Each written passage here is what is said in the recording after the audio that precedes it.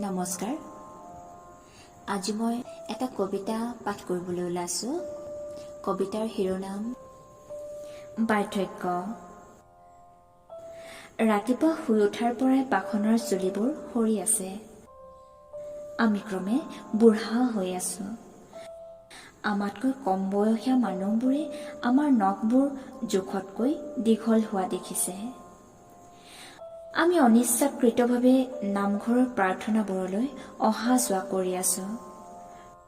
প্ৰাৰ্থনাৰ শেষৰ নীৰৱতাত বুঢ়া হোৱাৰ এটা নিৰ্মম বাসনা চেলেকিছোঁ।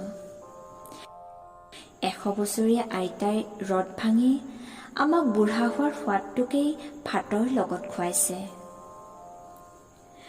মই মোৰ সতৰা পৰিব ধৰা ছালখনত পুৰণি এখন ছবি দেখি আছোঁ। কেতিয়াবা 10 মিনিট, কেতিয়াবা দিনৰ দিনটো চাই থাকোঁ ধূলিউৰি সময়।